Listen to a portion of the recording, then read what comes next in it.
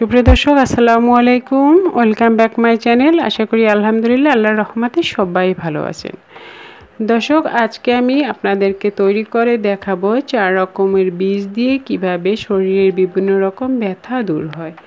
আমি আজকে যে জিনিসটা দেখাবো সেটা আমার নিজের পরীক্ষিত ও প্রমাণিত একটি রেসিপি আমি আপনাদের সাথে শেয়ার করব।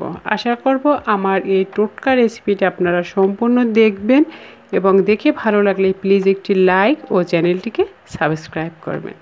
তো চলুন দেখিয়ে দিচ্ছি আপনাদেরকে আমি কি বীজ নিয়েছি। আমি এখানে প্রথম যেটা দেখিয়ে দিচ্ছি এটা হলো তিসি বীজ। আমি এখানে 100 গ্রাম তিসি বীজ নিয়েছি। আরও নিয়েছি এখানে 100 গ্রাম সাদা তিল। আর নিয়েছি এখানে সূর্যমুখী ফুলের বীজ, এটাও 100 গ্রাম। আরও নিয়েছি এখানে মিষ্টি কুমড়ার বীজ, এটাও 100 গ্রাম। মানে আমি যে 4 রকমের বীজ নিয়েছি সবগুলোই আমি 100 গ্রাম করে নিয়েছি। চাইলে এখানে আপনারা পোস্তটাও ব্যবহার করতে পারেন, তবে পোস্তর দামটা অনেক বেশি হয়ে যায়, সাধারণ মানুষের পক্ষে কেনা সম্ভব নয়। তো আমি প্রথমে এখানে মিষ্টি কুমড়োর বীজগুলোকে ড্রাই রোস্ট করে নেব। একদম লো আঁচে 2 মিনিটের মতো এটাকে একটু ভেজে নেব।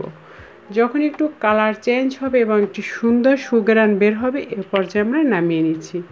দেখে নিশ্চয়ই বুঝতে পারছেন কালারটা কীরকম হবে। তো আমার মিষ্টি কুমড়োর বীজগুলো ভাজা হয়ে গেছে। এখন আমি সূর্যমুখী ফুলের বীজগুলো ভাজবো। প্রতিটি বীজ আলাদা আলাদা ভাজতে হবে, কখনোই কেউ এই বীজগুলো একত্রে ভাজতে যাবেন না। তাতে কি হবে, ছোট দানার বীজগুলো ভাজা হয়ে যাবে আর বড় দানার বীজগুলো কিন্তু কাঁচা থেকে যাবে। তো দেখুন আমার সূর্যমুখী ফুলের বীজগুলোও ভাজা হয়ে গেছে। এগুলো ভাজতে আমার প্রায় 1.5 মিনিটের মতো সময় লেগেছে। এখন আমি ভাজবো তিসি বীজ। আর প্রত্যেকটা বীজ ভাজার সময় কিন্তু অবশ্যই চুলার আঁচটা লো আঁচে রাখতে হবে। তো তিসি বীজগুলো আমি ঠিক 1 মিনিট ভেজেছি। যখন একটু হালকা চুরমুড়ে উঠেছে ঠিক সে পর্যায়ে নামিয়ে নিচ্ছি।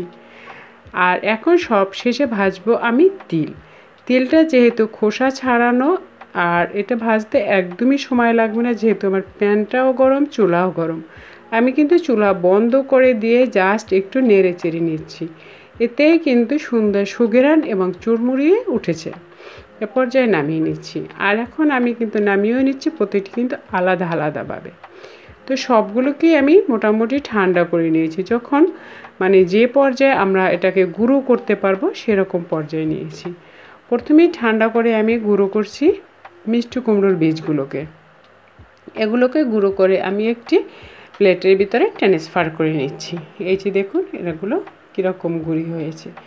একদম কিন্তু মিহি পেস্ট করার দরকার নেই।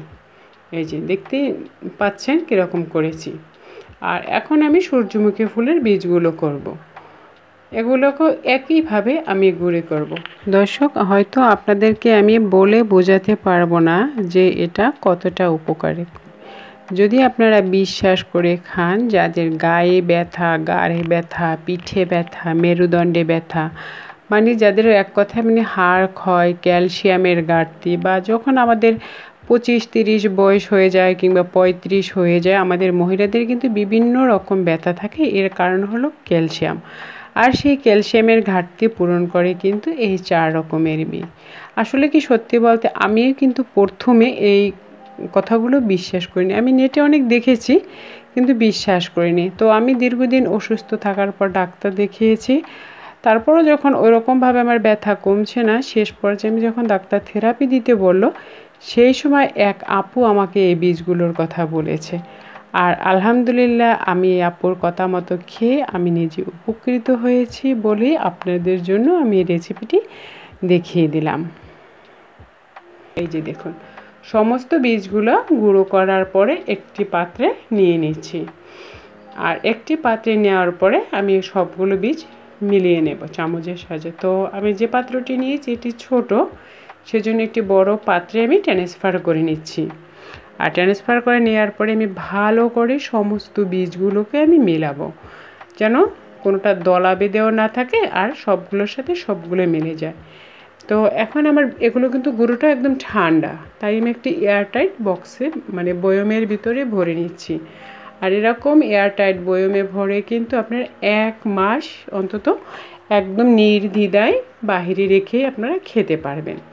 আর খাওয়ার নিয়ম হচ্ছে আমি খাই একবেলা, যেহেতু আমার অ্যাসিডিটির সমস্যা আছে, তাই আমি 1 কাপ দুধে 1 চামচ গুঁড়ো নিয়ে ভিজিয়ে আমি খাই। আপনারা যাদের অ্যাসিডিটির সমস্যা তারা কিন্তু চাইলে শুধু গরম পানিতেও এরকম কুসুম গরম পানিতেও এরকম মিলিয়ে খেতে পারেন। আবার চাইলে কিন্তু গরম ভাতের সাথেও খেতে পারেন। যাদের বেশি ব্যথা, বেশি সমস্যা তারা দুবেলা খেতে পারেন। আর ইনশাল্লাহ আমি বলতে পারি 1 সপ্তাহের ভিতরেই আপনারা কিছুটা আপনাদের শরীরের পরিবর্তন লক্ষ্য করবেন। তো আশা করি দর্শক আমার এই 4 বীজের উপকারিতা সম্পর্কে জেনে আপনাদের ভালো লেগেছে।